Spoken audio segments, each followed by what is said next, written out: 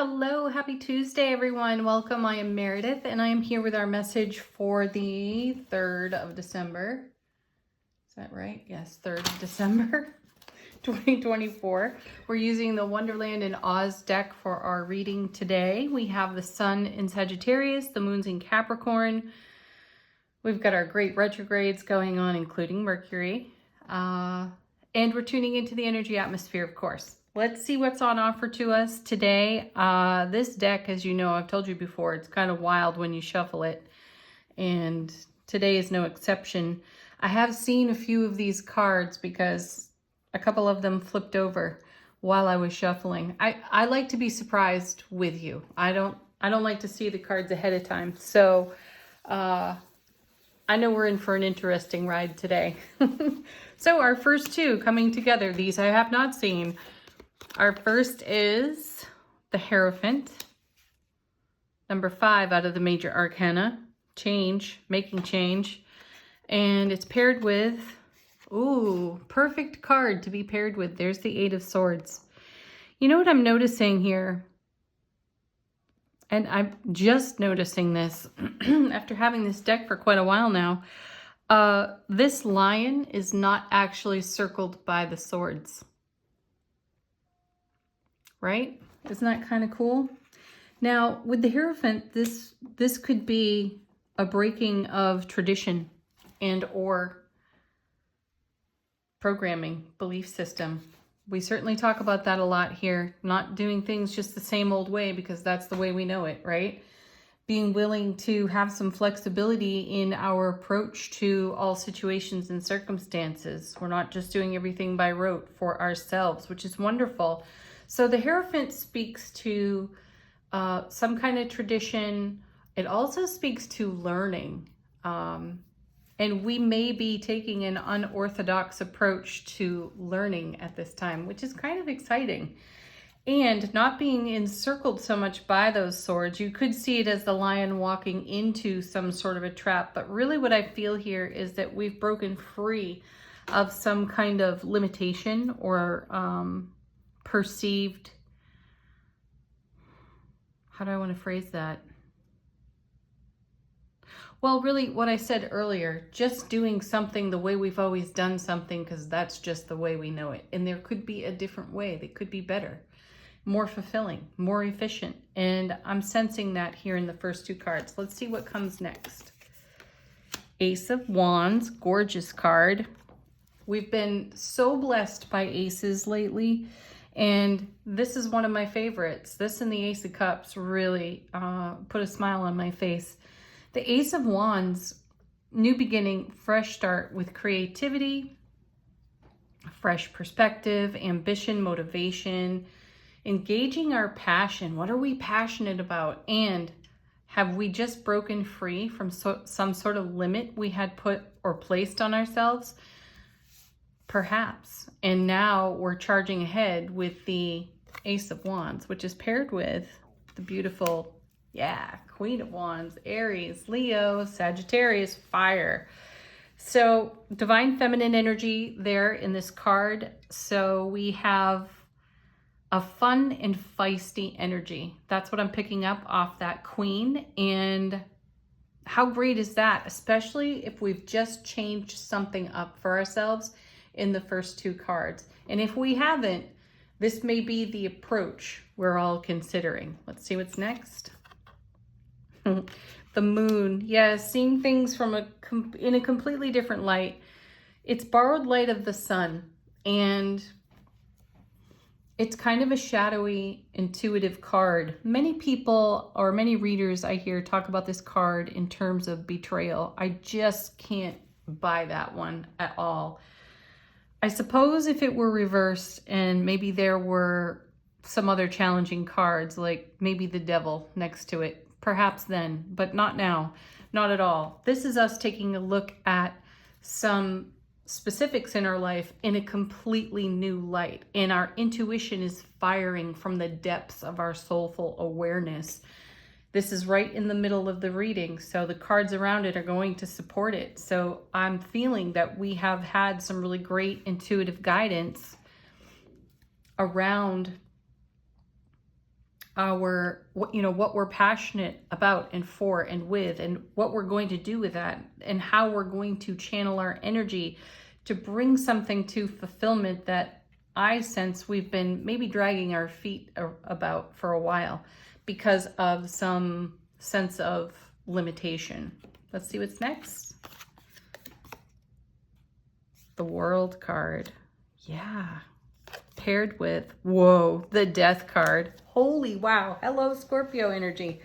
Yes, that's excellent. So the World card is a reward. It's a fulfillment. Like we've come full circle with something. And the Death card, the reward here is the transformation the Death card brings. We're putting an end to some way of being, I'm sensing here with our first two cards. We're fired up and feisty and full of our own passion for what really motivates us. We have intuitive guidance for it, and we're going for it. Whatever it is, just we're going for it, which is excellent. So it's a whole world of reward here in the World card. It's the totality of the major arcana and paired with a very transformative card in the Death card here. Let's see what the next three cards are. The Three of Wands. Excellent. What an excellent card, because this is like staking your claim. You have a vision. You are a visionary person, right? And you're taking a look at your horizon and you are making that your foundation. Because the card that follows is the Four of Wands, which is one of the happiest cards in the minor arcana. And that's the happiest, most firm foundation to be standing upon. So whatever has been some kind of a delay in that regard, I feel the delay is no more. And it's somehow related to the way we were thinking about bringing our vision to fulfillment. And we've been rewarded with transformation. Now, we've talked about transformation for many months now. And we've been in the thick of it for that same amount of time. And I'm sensing the energy is loosening up, lightening up. Probably has a lot to do with Pluto moving into Aquarius. We finally feel some wind beneath our wings. Anyway, we're taking a look at our horizon. We're making that our foundation, and that's exciting every time. Yeah, look at this. And another three, double threes showing up for us. Three of Pentacles, because we're creating something that stands the test of time. And that just may be the message here. We may have been trying on, testing out many things, many considerations, thoughts, ideas, pursuits. And, it's like trying on shoes, finding the pair that fits the best and is the most comfortable, right? And I feel like we found the right fit. So we're going to build on this foundation, on this horizon that we're staring at. We've got it. And we know what to invest, thank goodness. And we're being so beautifully guided by our own soulful awareness. We can't go wrong here. Next card. Whoa, 3 threes in a row. Wow. 3 of Swords. Whoa, what a message, folks. Seriously. And I feel as if this 3 of Swords becomes a super positive. I know people cringe when they see this card because it speaks to pain, loss, and sorrow, though that's what we were being limited by over here. And this is us shedding the pain, loss, and sorrow through transformation by sticking to the vision we hold, the horizon we look upon. The horizon we decide will become our foundation. So this 3 of Swords becomes a card of congratulations. You've done it. You're in the midst of doing it. You're making your dreams come true. You're making things happen for yourself because you're casting off any sense of limitation, and you are doing a deep dive into your own passion, your own intuitive guidance. That's a wild, fun ride, folks, and congratulations to each and every one of you. Pat yourselves on the back. That's a job well done. Bottom of the deck, How's the universe helping us out behind the scenes? Our first card is beautiful, the Two of Wands. Another card that I really enjoy in tarot because, you know, we're taking a look at our opportunities, and we are not only taking a look at them, we are taking advantage of them.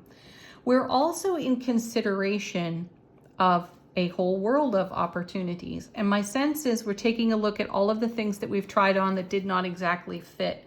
And we've chosen our path, which is being, you know, revealed to us over here in the 3 threes.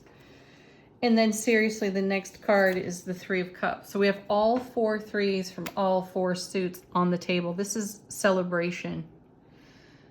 This is us kicking up our heels because we found our true north and we're going for it. Next card is the Strength card. Beautiful, because we have the courage to be vulnerable, most especially with ourselves. And in that vulnerability and self-relationship, we found a way to set ourselves free from any mental trap over here, which had us stuck to some sort of tradition or belief system that was really holding us back. We had the strength to step out of that. That's powerful. And then we have the Sun.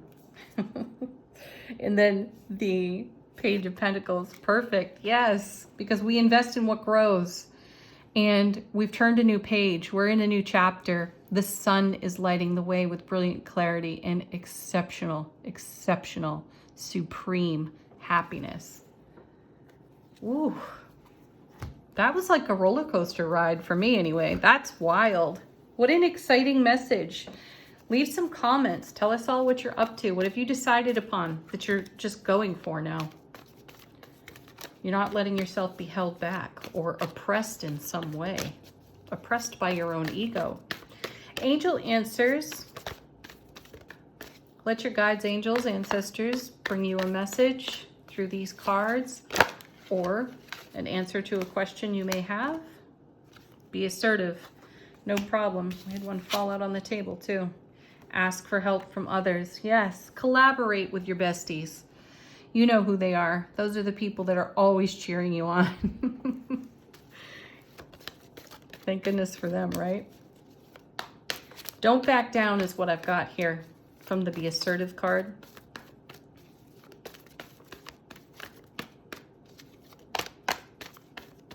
I can relate to that one very well. All right, next we have forgiveness. Ho'oponopono. I'm sorry. Please forgive me. Thank you. I love you. Say that to yourself. Or any situation that you may have found yourself in that has been difficult to resolve. The Ho'oponopono prayer is the way to go there. So forgiveness, if you feel that you've limited yourself, don't be angry about that. Everything happens in divine timing. Yeah. Send some love that way if it's happening for you. Next, remain positive. That's easy enough to do. And let go. Yeah, let the universe meet you where you are and sparkle and dazzle and shine for you. Final word on the reading today from angels and ancestors. How is our soulful presence informing our waking consciousness? We have the Oracle. Allow for important information. Yes, listen to the intuition. The moon will bring it. The moon card is bringing it. And my feeling there is that it's a very deep message that's going to move you in your heart space. You're probably going to feel it in all of your major chakra centers. So allow for that to happen. It's divine intervention. It's the divine wisdom of your intuitive blessings coming your way.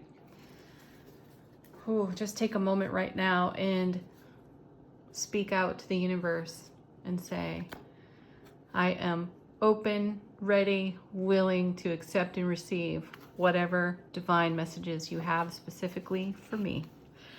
Thank you for joining me, everyone. Peace, love, happiness. Have the most beautiful Tuesday ever. Namaste.